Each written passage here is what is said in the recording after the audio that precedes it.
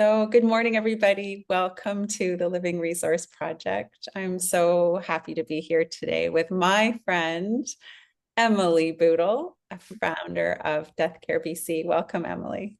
Hi, Tracy. So nice to see you. Always.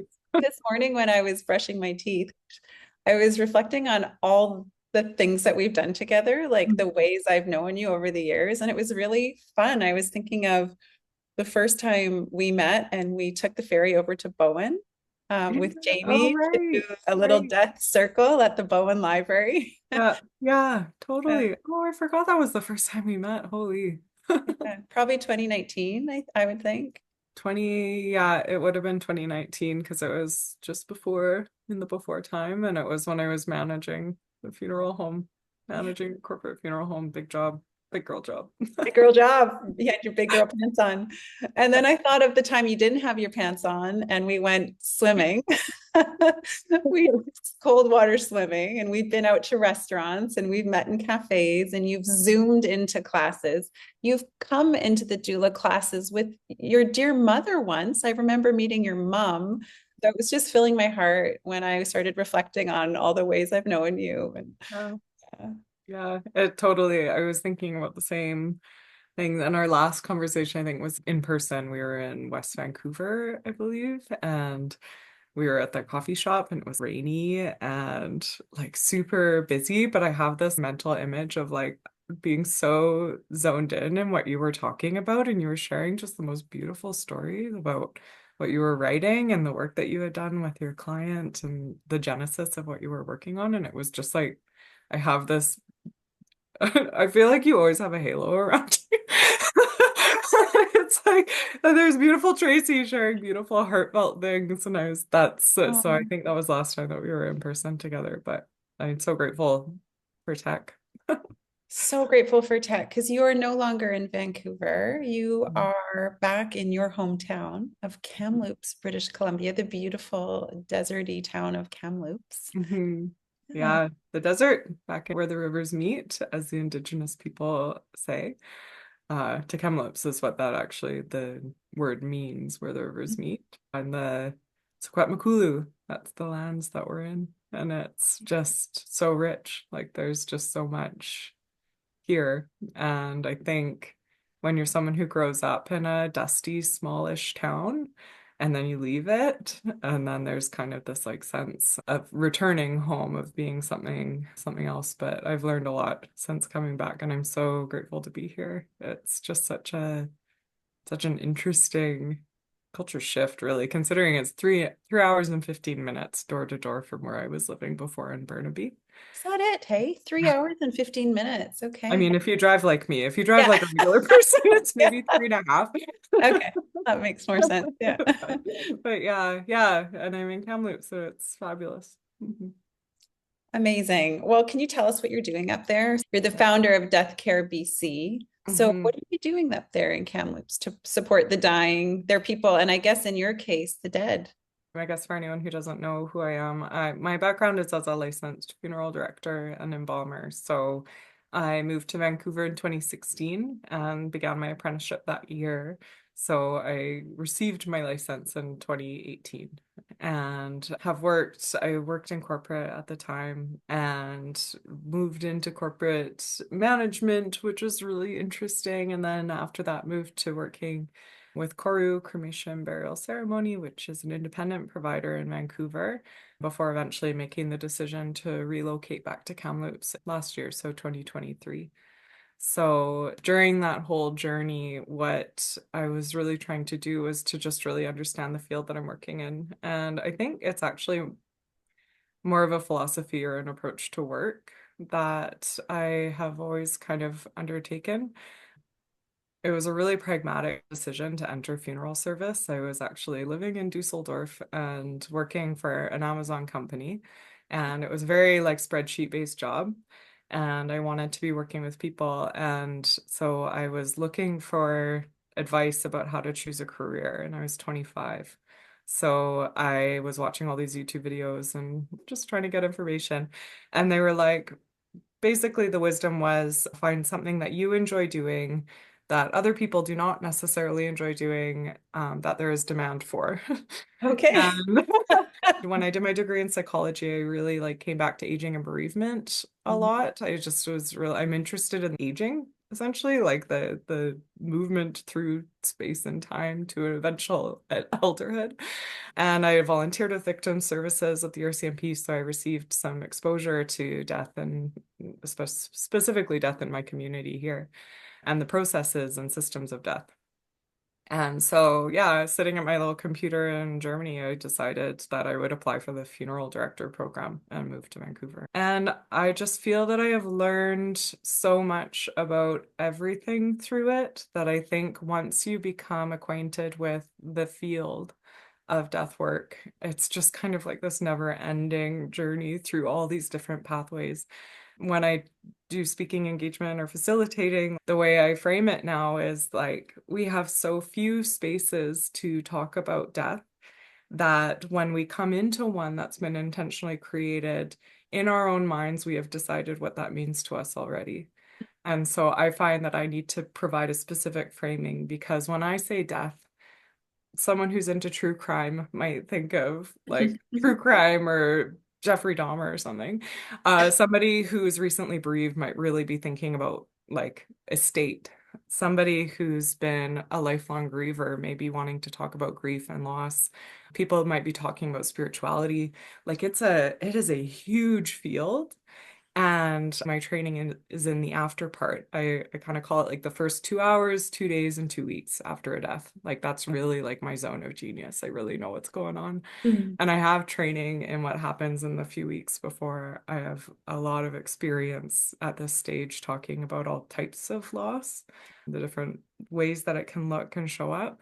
But I think it's important to go in and to be specific Mhm. because when I say Death Care BC, and I Mhm. tell people like death care to me is the care of the dead. It's that after part. There's like a period of time, like a postpartum time essentially that occurs where there's, really practical stuff needs to happen and really some time sensitive and practical decisions need to be made. Mhm. And I'm all about that. I'm all about preparing ourselves as much as we possibly can, as early as we possibly can, so Mhm. that when we're entering that liminal space, Mhm. we are putting the pieces in place so we're on a trajectory towards healing and calm. I think that when you go into the early bereavement days Mhm. in a state of confusion, Mhm. where you think that you are maybe being taken advantage of, Mhm. where there's miscommunications or conflict within a family. Mhm. And meanwhile, your person is sitting in a morgue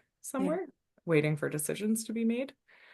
I think when that happens, the trajectory is shifted. So I think everyone eventually, after a loss, hopefully, will come to similar places in their healing. But like how long it takes to get there or what that journey looks like to get to that place will look very different depending on what happens. So with Death Care BC, I'm working to try and educate folks who work in healthcare about what happens after the death because when our healthcare providers are training, a lot of them train up to the point of death.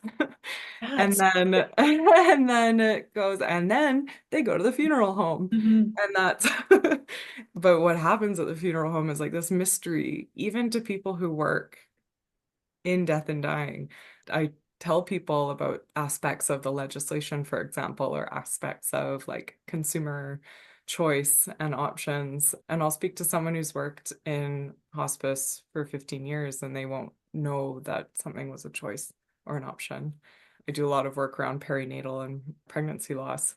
And that's an area I'm just really passionate about because I think there's so much opportunity to change and evolve the way that we provide that care. And so I went into the labor and delivery at the hospital in town here and spoke to them for an hour about what it can look like. And a lot of them just don't know. There's a knowledge gap. Like you don't know that someone can have remains released from the lab to their care and what like the legal status of fetal remains are. Like who that's not common knowledge. No. This is a very long-winded answer to say with Death Care BC, I'm casting a pretty wide net Mhm. because it's a huge field. Mhm. But with that wide net, I am talking about a very specific period of time realistically. And then in terms of long-term care of complex grief, for example, that's really the domain of someone who's got grief training, like counseling training, someone who has frameworks for working with people who are in those complex mind states. Mhm. When it comes to the dying process, there are people with much more robust medical training or doula training than I have who can walk with a family through that. But in terms of like preparation and moving through those initial days, what I think of as that very early loss and bereavement, like that's really where I see so much potential and where I've really planted my feet at Oh, this. there's just so much need there, Emily. I'm so glad you're out there doing the work. And I know there's so much work to be done. Like there is so much work to be done. But I really do see it as an extension of grief care. Like Mhm. I really do. Taking care of those practical things. There's so much resistance to engaging in conversations about death. And Mhm. then to think of getting people to engage, a lot of work there. And then getting people to almost like look after their future selves, which we're not good at doing, Mhm. making these plans so that when you find yourself there, it doesn't have to be as hard as it can be for a lot of people that don't consider these options, because how can you make an informed decision if you don't have all the options? And really, after a loss or heading into a loss, you're already grieving. People are already experiencing anticipatory grief when their person or they have a life limiting illness. So in reality, we're not really equipped to make these decisions in these times of grief, because grief does impact us cognitively. I just know there's such a need for the work that you're doing. And as practical as it is, I see it as bereavement support. Yeah. Yeah, I mean, and this is something that I'll kind of tease at sometimes is just that it is a choice whether or not people seek counseling.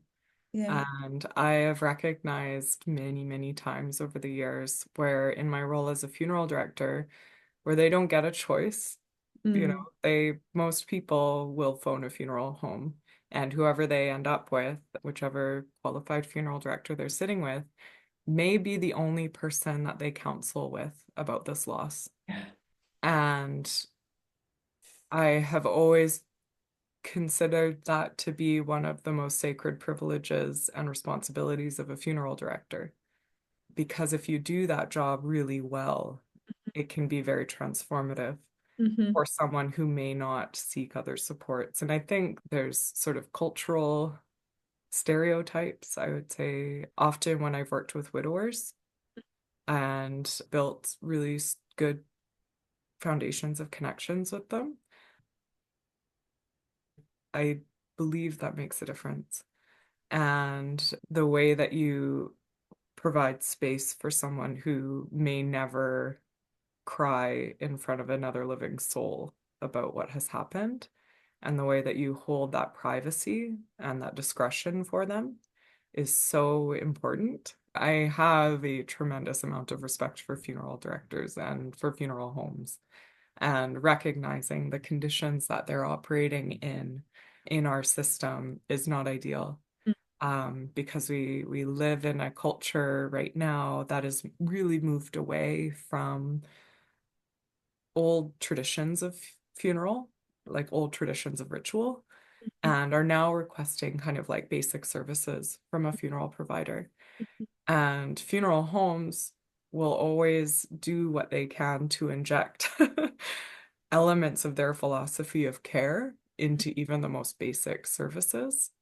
But it's a really tough challenge. And when you've got an increasing death rate, when you've got more people dying, more people wanting quicker services at a lower cost, it's getting harder and harder to feel that you can provide really good quality services to folks under those conditions. And part of me wonders about the erosion of our death system because of that values shift and what that will mean for our communities later on. I think it is a bit of a privilege that we don't see the value of a funeral home. And what I mean by that is if the losses that you're going through and experiencing in your world mean that you go, oh, what do you need a funeral home for? What do I Mm. need that? Then you are lucky. The people who need the funeral home are people in crisis. And when those spaces disappear because those businesses can't afford the overhead of a chapel or an altar or a sanctuary space to hold the body, we won't know what we have lost until you are in crisis. Because I have been in those spaces with parents of children, with victims of toxic drugs, and with accidents, suicide, the worst, most vulnerable situations are the ones who need the funeral home. It is a resource. It is a privately funded, privately operated resource that you hope you never need, but Mhm. you keep there in case you do, or for people in your world who might need it. And that in a purely direct cremation world, it is profound what we will have lost if we go that route. I believe that the community death care movement that's rising up and bubbling under the surface, of which death doulas are a huge part, is to me a signal that that's not going to happen. That maybe our homes will become the sanctuary, maybe churches will again become those sanctuaries. But I do think that we are in like a transition stage right now where we don't really know what to do with it. We don't know what to do with our dead. Um, we've come away and now we are attempting to return to, and these changes are always cumbersome. Um, but that movement is what I really seek to be present for and supportive of in whatever way I can with the resources I have. I just appreciate you so much, Emily, and your humanity, because often in community death care, people sort of think of as the traditional funeral home as like the big bad wolf, and it's very much like good, bad, and right, wrong, and oh, how could they? And the system that was founded in a certain way and has played a certain role and met a certain need. And sure, it's not perfect. And the community death care movement is rising up largely because of the gaps in care of that system. However, I'm so touched by the compassion and understanding you have for the folks in the death care system who are largely really well-meaning people doing really good work. And we were talking a bit before we hit record of the importance of these times when we're shifting from one way to considering different ways, it being a collaborative approach and being able to make these connections between existing systems while dreaming into new ways of being and making this collaborative approach as opposed to, yeah, no, that's not working, so let's go over here. I think we need that tenderness of heart and we need that collaboration. And there is space and need for everybody. It's not a place of scarcity. It's a really exciting time where we can, yeah, support each other and come together, all hands on deck. Yeah. Yeah, I mean, to me, it just speaks to the fact that you cannot speak of any group as a monolith. Yeah. The funeral industry is made up of people, human beings with their own life experiences and backgrounds and cultures. And like any group, if they're feeling maligned or alienated or resented, that doesn't go anywhere. It's energetically void. Yeah. What we must have humility about as community death care practitioners. I was thinking about this the other night as I went to bed. I am so grateful right now not to be on call. There are independent funeral providers living in rural areas of BC who have been on call for decades. Mhm.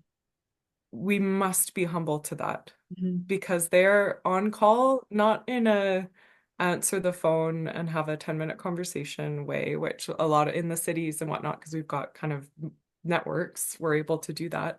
There Mhm. are people in areas of our communities who get up in the middle of the night and drive to a home where a death has occurred. And they put on a suit like 2 in the morning and drive that person home. They go to bed and then they still get up and they meet with that family at 9 in the morning. That other family that they're serving, because maybe they've got 5 or 6 families on the go, depending on who you are, where you are. Whenever there's a tragedy where there's lots of casualties, after considering the losses, after considering the bereaved, and thinking about the dead, and thinking about them and holding them in a space in my mind, my next thought is always to the funeral providers. Because when there is a large motor vehicle accident on a remote highway, there's probably one family-run funeral home with 2 employees who's receiving 6 bodies that night, for example. And often in small places, they might know those people. They have to talk to all of those families and they have to figure out where they're all going. We don't appreciate what that means. Mm-hmm. We totally take it for granted. We totally. And I think if we're going to be a community movement, we must humble ourselves and honor the essential services provided by funeral homes. They might not provide it in the way that we would do it in our way, but we must recognize that they've been doing something really vocational for keeping it together. And maybe we're ready for something different, but we must recognize where we are at. We're So ready that's, for yeah. something in addition to, and I am so grateful for you shining a light on our privilege around this. If we don't know that it's needed, then it's because we haven't needed it. We've been cared for by these people that are doing these essential services. And this is a huge, so grateful. Mhm. So great. Yeah, Thank yeah. you. And like, I've met sort of funny nutty funeral directors too. So like, oh man, you should maybe retire. But the burnout, like some of them are just running off, I don't know, embalming fluid and cigarettes. Probably Like into it's formaldehyde. crazy. Like they're half embalmed themselves and they're just out there and they just don't know what else you do, Yeah. And like everybody has these stories of these people that you meet and there is a changing of the guard that's occurring. There's a lot more young women going into funeral service, and that itself has already really changed a lot about the culture. More people wear respirators now, which is good. Good. Um, but yeah, it's changing already. I think about this sometimes within a corporation, the fact that I, as a 27-year-old woman, was trusted in a position of leadership in that corporation, I think deserves Huge. recognition that they, Yeah. again, it's not a monolith. It Yeah. is a human organization. I just love going to bed at night and not having to wake up. But that being said, when I was like taking out my mouth guard and answering first calls at 2 in the morning, there's something so sacred about it, about being the voice that people are hearing in the storm and saying, I will phone you Yeah. in a few hours, go get some sleep. Yeah. I've got you. Yes. Like, what an amazing job to have. And I look forward to the day when I go back to it. Just right now, I have to do this. Yeah. But And I just a quick personal story. I can remember the night my dad died, which was very suddenly, maybe about 7 years ago, completely unexpected. And it was the eve of my birthday. So we were all gathering to go out to Capilano Heights to have some Chinese food at one of those tables with the big lazy Susan in the middle. yeah. And instead, when I got out of the shower, I got this call that he was found dead in his home. And he died in the community I was raised in. And there is a funeral home within blocks of his home. And when I called that funeral home, I actually got rerouted to a call center in the middle of the United States. And it was so upsetting to me to not be held by someone in my community. Like I thought I was calling someone 2 blocks away that I could maybe go to and see the next day that could hold me. And that was really surprising to me how much distress that caused me to feel like I was connected with someone that I would never meet, that was so far away. There was this sense of needing someone here that I Yeah. didn't get. Yeah, that and like so that would have been an answering service. Yeah. Probably there's like a couple big ones. There are a couple of Canadian companies, but the American companies have pretty robust systems. Mm, But that's one of the services that's evolved because of the challenge and expense, I think, of having mm, staff on call 24/7, mhm. 365. But hopefully the answering services typically can connect you with somebody local to you. Like there's always somebody who's there Mhm, waiting for a text message from an answering service to say, can you call this family? They've had a loss. And mhm. then you call them. But different communities do it different ways. But that's just because if you've got one person on call and they get 4 calls overnight and then they got to work the next day. Yeah. But it's again, yeah, like you say, like it's that is so fundamentally human to want to connect. Like Mhm, you say, it's so combobulating to find out that answering services exist when you're mhm. in a loss, Yeah. And when you you were know? talking about how you support people, like I've got you. I'll call you in a few hours. I wish I had you. Yeah, Like yeah. that would have made such a difference because here I am 7 years later, still talking about that. That was one of the things I had a full circle moment with Death Care BC was that we had a loss in our community, very tragic young person connected to my immediate community, someone who knew someone who knew someone who knows what I do. They said, "Oh, well, give them this person's phone number." And I ended up being able to talk to that family in their crisis, and the local funeral home was completely fine with me coming to the arrangement with them. And so it was such a beautiful full circle moment. That's exactly where I want to be. I want to be someone that can just be there, be unobtrusive. I Mhm. didn't tell them anything that the funeral home wasn't going to tell them. That actually the funeral home basically just repeated everything that I had already talked to them about. But that's what you need when you've Yeah. had just Yeah. the worst thing imaginable happen to you. You need to hear it about 5 different times from 3 different people and you still won't remember it. Yeah. Like you'll still True. completely forget. Still grief brain But is a thing. Yeah. yeah, it is. Like your priorities are elsewhere. You're not making memories right now. We're busy. So I want everyone to feel that they can become experts in their own right. Last year I did mortality in me sessions where Yes. I like traveled the island and I did workshops on like creatively imagining your own mortality and making a friend of it. So that you've got this like buddy with you where you're like, yeah, like when you're doing something kind of dangerous, your mortality is there being like, what are we doing? So that's what I did last summer. It was really creative and fun and light. And this year I've settled on 3 degrees of separation Okay. between someone who really knows what happens after a death and everybody else. Interesting. So I went to Gibson's recently and did a community death care talk. I'll be going to up north to like Prince George. I'll be going to the island again. But just sitting down with people and going like, this is what happens. And let other people know that you have at least a basic understanding of this so that when there's a crisis, they can call you. Oh my And you goodness. can, within a community, be knowledge keepers, essentially. And I think that is the answer.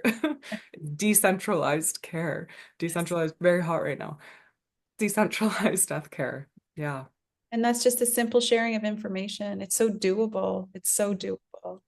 Emily, Yeah. I'd love to hear more about what you're doing because before we started to hit record, you were sharing some super exciting information with me about some new qualification that you have received and the services that you are now able to offer the entire province of British Columbia. Can you talk a little bit about what you're up to?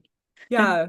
So it's kind of funny because I resisted this for a very long time, but I actually am now a licensed insurance agent, which is like everyone has their different perspectives, or insurance means a lot of different things to different people.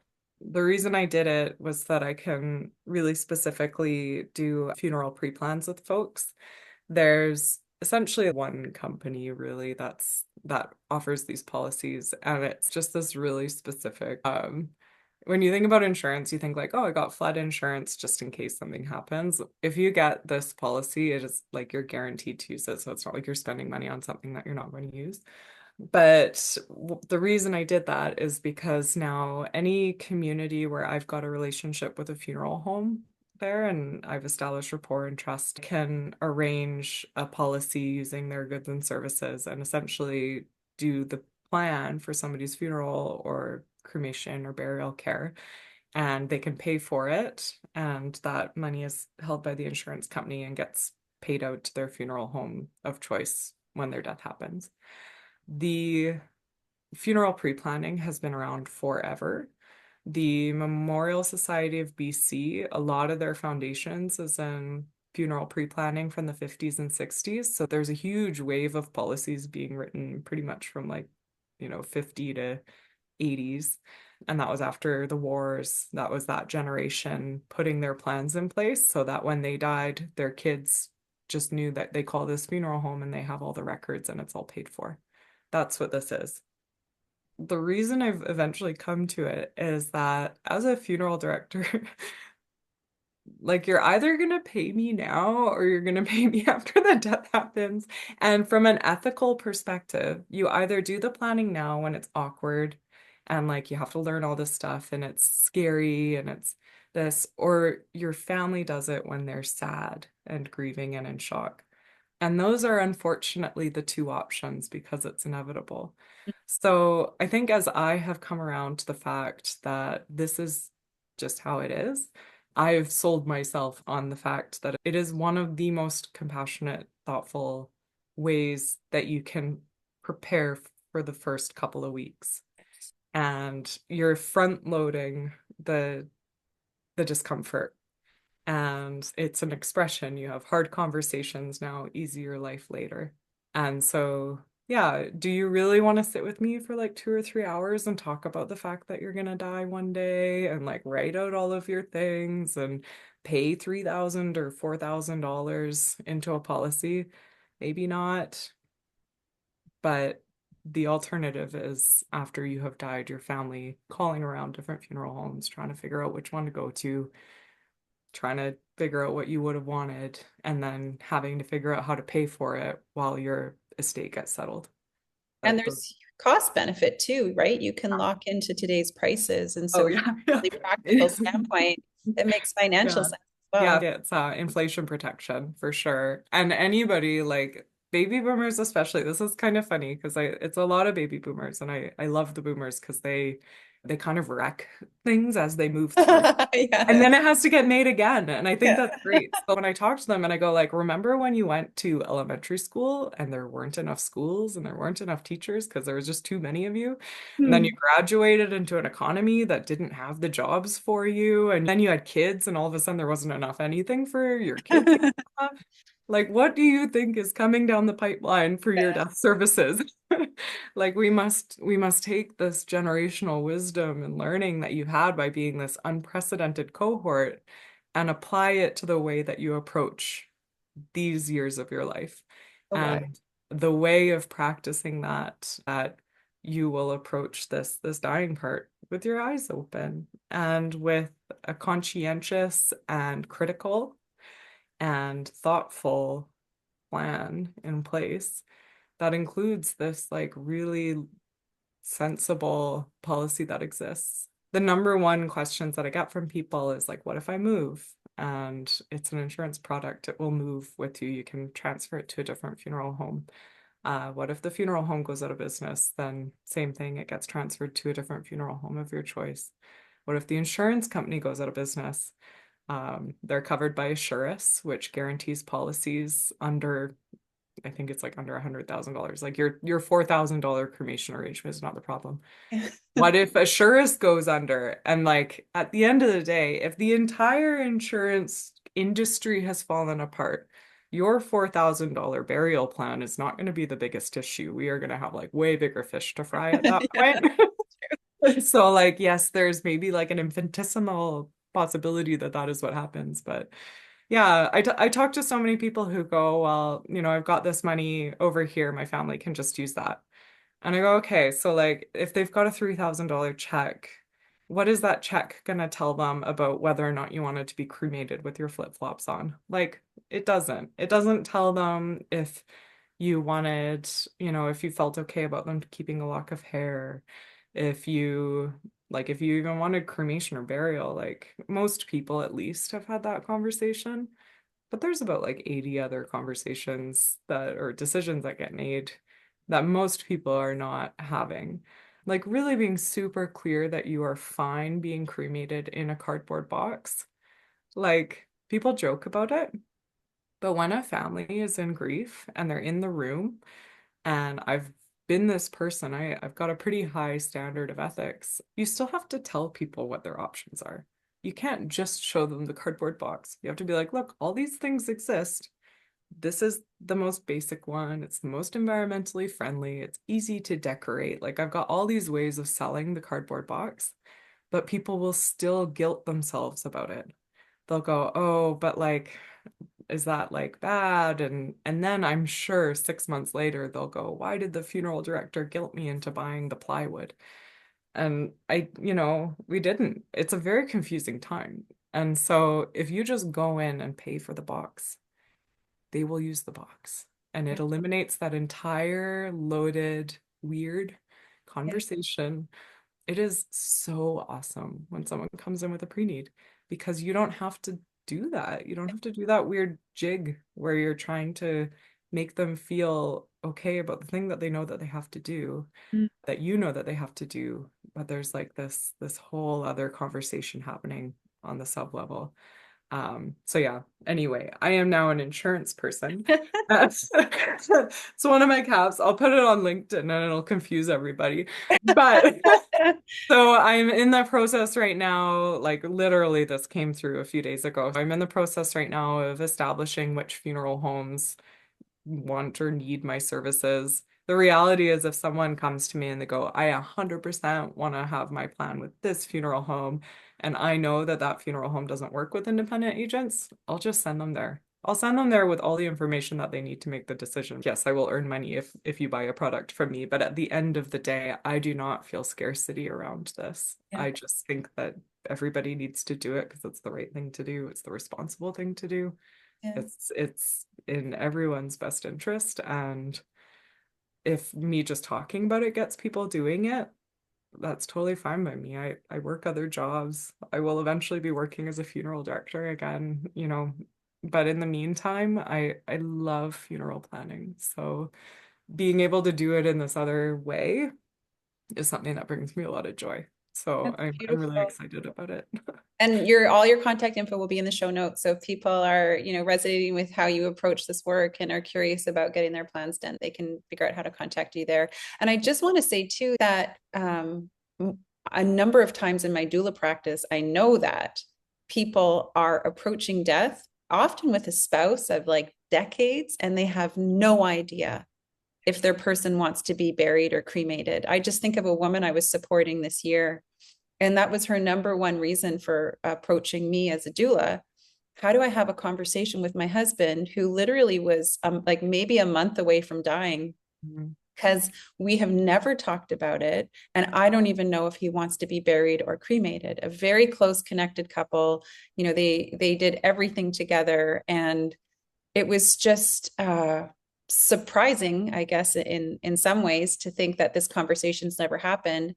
And then working with her over weeks to try and find a window for her to have that conversation. And it was suggestions for prompts that, she'd come back the following week and say, oh, it just didn't really feel right. And I just couldn't do it. And it just so happened, it was during a very quiet moment at home one night.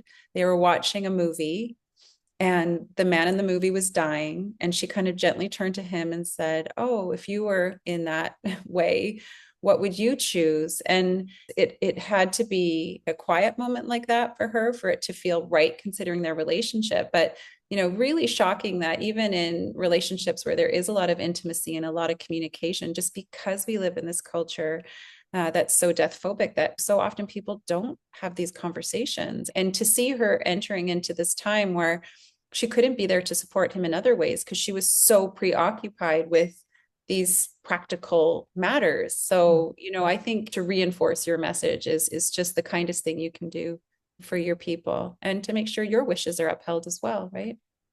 It's a really compassionate thing the reason that we don't do it is because we love people so much a lot of the time. Not always, but I think a lot of the time it's just that the idea of even talking about it, or we love life so much. Like we don't want to think about the fact that, like, you mean I'm not going to get to see this person get a little bit older, you mean I'm not going to get to see this happen? You know, I'm not going to get to see the outcome of the election. The reason for avoiding it is so rational and reasonable. So, like, I will never minimize how difficult it is to step into Mm. the conversations. Um, but again, it's just you got to choose your heart because it's hard to talk about it ahead of time. And I can tell you after sitting with many, many, many, many people, it is hard to talk about it after and to try and make those decisions without a lighthouse. I love that you've got to choose your heart. That's so good. And what you said, like talking about what happens to your body is so hard because Mhm. it makes death real on a whole other level. I know when I did my own planning, I was so shocked at the body aspect of it. Just, it was like hitting a wall for me. There's something about the body part of it that you is okay, unavoidably, I am going to one day be here. So it is terrifying. Evolutionarily, like there's reasons not to think about it, but we have role models. We have in the past had ways of approaching it. Just because you mentioned movies and older folks, a movie that caught me by surprise during the pandemic, I had a box set of John Wayne movies, so I was watching a lot of old westerns. And if anybody hasn't watched The Shootist, it's a really interesting movie, and I don't know if it's because I had watched a whole bunch of young John Wayne movies and then moved into this one, which was his last role in the character. But one of the things that came up for me is that in the Westerns, the Undertaker he's almost in every single movie. At some point, the Undertaker's there. He's got like he takes, $5 to build a casket. He's got his measuring tape. He's a bit quirky, but like he's there in the movie. And like, we had that relationship in the past, and I think we can have it again. Mm. Uh, but that if you're someone who's wanting to like be blindsided a little bit by a contemplation of mortality, The Shootist was a really interesting Judas. movie Okay, it's on my uh, list. for us to watch with our dads.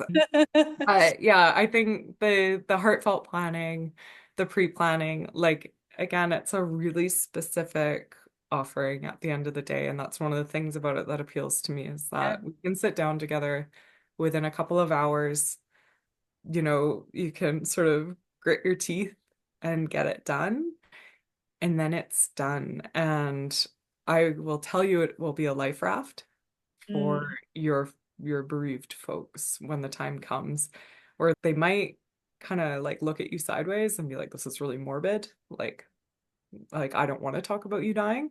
But then when they walk into the funeral home and they can see in your own writing what you wanted, it is yeah, I because I've witnessed it, I can speak to how powerful it is. And, you know, let alone like I prepaid my plan when I was 28 purely just for like the smug enjoyment of like how much that will be worth by the time I actually die if I live to my full lifespan. Right. Because I will have paid Suckers. like 3 grand for something Yeah. that costs probably like $20,000 by the time I die, and my relatives will be like, this was odd, but they won't because I'm me. But I saw with so many people where they're like, wow, this was like $500 she spent, and it's like $6,000 now. And I'm like, yeah, it's like that's the whole thing. I'm like, there's so much funny good in it. Funny. So yeah, that and community death caring. If you are someone who like wants to be that person in your community, like get in touch with me and Love I that.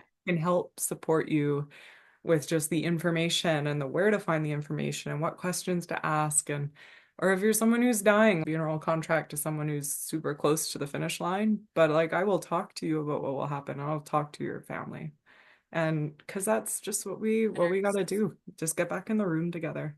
And I want to guide people to your website because you do such a great job on your Death Care BC website of taking all of this information and just presenting it in such a simple and clear way. It's such a great resource. I mention it in all of the doula offerings that I facilitate because you do a great job of sort of not dumbing it down, but making it accessible, I Simplifying. guess. Yeah, simplifying. There you go. Yeah, yeah. But it at the end of the day, it is a really complicated thing. Yeah. So I think you kind of have to like, you have to learn that you don't know what you don't know, and then to Mhm. find out the extent of what you don't know, and then to like Mhm. follow your curiosity, follow your energy, But like this is such a knowable thing. Yeah. Like it's an inevitable knowable thing. Mhm. You're awesome. So appreciate you. You too. So fun. Okay, Emily, if you can share a story perhaps about the work you do. I don't know if you can think of a client or a situation that maybe surprised you or deepened your understanding of death care. Yeah. Oh, interesting. There's been a lot. I feel like I learn a lot. I'm gonna say this one just because I think that this is a little understood space. I wrote a Mother's Day story 2 years ago, about this, so you can read it there if you want to as well. But it was when I was at Koru. There was a woman who was delivering an infant at BC Women's, and the child hadn't survived. She was 6 months along, 6 or 7 months along, but they were from Kelowna. And so they were calling Koru because we were just down the road. And most hospitals, when someone is going to be experiencing a loss, they give the family a list of funeral homes and say, like, call them. That's part of what I'm doing with Death Care BC is to try and like beef up that operating procedure a bit. But I got a call from this grandmother whose daughter was delivering a grandchild. And she was like, we need the cremation to happen really quick because we need to get back to Kelowna. And I said, well, like, did you want to maybe take baby back with you and then just have the cremation in Kelowna? And then it'll just save you a little bit of stress, maybe a couple days in Vancouver. And she didn't realize that that was an option. So we got off the phone. I said, I'll email you the private transfer permit that you would need from Consumer Protection and then just like a little bit of advice about what you could expect. So we got off the phone, I sent that, and then I got a call back from her maybe an hour later that like the social worker was sort of discouraging them from doing that because they were concerned that it would be traumatic, which totally, if you haven't heard of this before, it might sound pretty out there. But I said, they might just want you to sign some sort of disclosure saying that you know what you're doing and like you are making this decision on your own, no coercion or anything, and you release them from liability. And I explained like the changes in the skin that when you go from like this fluid environment to this like dry environment that we're in, like the changes that you'll observe over hours with them. So I described what she could expect on the drive. It's like a 4 hour drive, maybe 4.5 hour drive. She sent me that, and then I sent her another email saying like this is how you can set up like a little bassinet or car seat or whatever. And then I didn't hear from them again. And I think 2 days later, we got an email saying that they had driven home, all of them in the car, and that they had arranged with a funeral home in Kelowna to receive them with baby and to have the cremation there, and that they were just really grateful for the advice. My participation in that story is two 15-minute conversations and two emails. I'm a big believer of supporting people to do things for themselves or do with and not doing for. Mm. And to me, fundamentally, that is where we can reestablish control for people when they're experiencing the uncontrollable thing in life, that you can reestablish a sense of agency when someone has been really kind of at the will of health or institutions or however that you can say no, you can own this in this particular way. And I think that's just really important to understand, and that's the value of getting really informed support when you need it. That's the story that comes up for me because since then I have participated a lot in different areas around pregnancy and infant loss specifically. And to me, it's the most natural area to begin because I have this like mental image of our elders, leaving this world and our infants coming into the world, and they're sort of like on this spiritual level, passing each other at the door. My sister's labor and delivery nurse, and we would joke when I was working at the funeral home in town here that on a quiet week at the funeral home, it was usually quiet at labor and delivery that the spiritual exchange of Kamloops was low. I think we can learn so much from the richness of birth and how much loss occurs at birth, even identity change and loss and all of Mm. those things, the experience of bringing children into the world and raising them to eventually become elders who eventually pass away. I think those intersections are so rich. So, yeah, I really welcome that evolution in our pregnancy care as well. Oh, what a powerful story.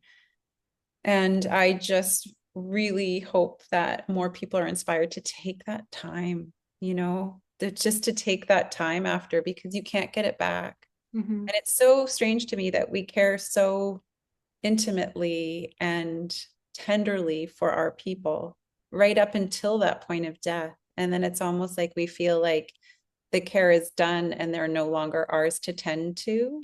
This sort of softening around that idea and Hmm. inviting families and friends to come in, like you say, and have that sense of control that this still is their person and you still can tend to them. It's not a hard line. Hmm. And I find in the work I do, shepherding families up till, after that the body is taken. So basically handing off to people like yourself so often you really need to normalize that time, that it's okay. And why don't we just wait a bit and then we can call?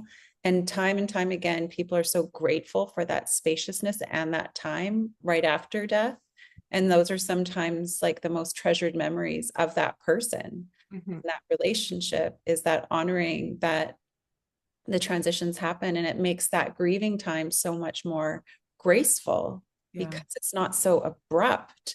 But I think there often is this um, reaction to like, okay, let's just call and get this done and get this out of here. And I just really would love to invite more people into dreaming into extending that time and having a breath and inviting people in to support the time with the deceased. And again, like you said, it's not for everybody. And Hmm. this does sound quite radical, in these days. It's not in a lot of cultures, but in this dominant culture, it's radical and it's work that we're not used to doing. And yet I think it's so human and we've done it for so long up until like, the last 100 years or so. It's just this remembering of how to care for each other and letting go of those ideas that there is such a hard line because there's not. They're still your people. Well, and like you say, there's this part in our limbic, in our little lizard brain that knows exactly what to do. So I will Mm. often tell people that when they're afraid of going into the room, if their person is laid out, that's one of the last things I usually say to them before we go in is that this is an ancient thing. Mm. You're not morbid for wanting to spend time with them, and there's nothing weird about it. We didn't have morgues before, so you had to do it yourself. Do it. There was no one to call. And I think of it when I think of viewings, I really support viewings and home funerals and all any type of participatory care. Is that the C word that I use is not closure, but it's continuity. And you're creating continuity between being alive and becoming a memory. Mm. And there's this period of Wow. time where you are dead.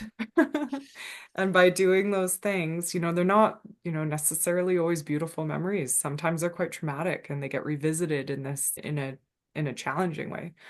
But by having those pieces in between, there's so many folks who's I've spoken to who feel adrift in their grief because they didn't insert something there. They just went from having someone to having a memory. And the dead have so much to teach us about what it means to be dead. And they role model it for us without even trying. And there's so much to learn from it. So the continuity of life and memory, I really think that our moment of death is so important for that. Beautifully said. Mhm. Thank you. Thank you so much. Okay, Emily, if there was one thing that you would like the dying and their people to know, what would it be?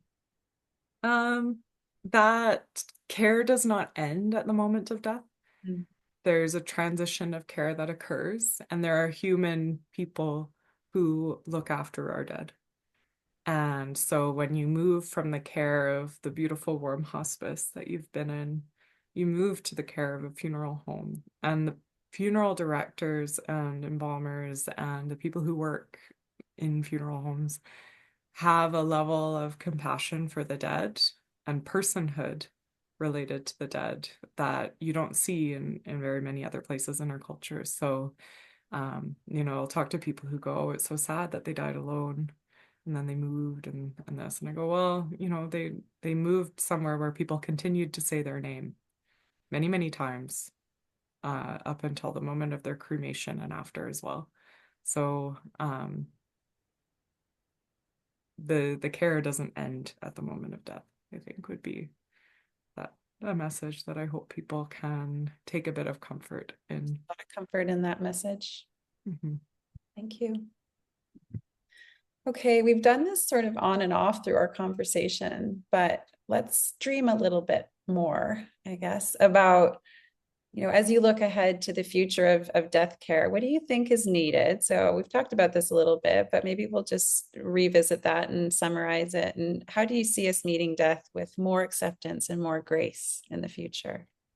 Yeah, it's so interesting. I did a talk for the End of Life Doula Association years and years ago, and it's one of the first kind of carousels on my Death Care BC thing, on my Instagram. And it had like messages that like the urgency of things. And this was in like 2019, I think.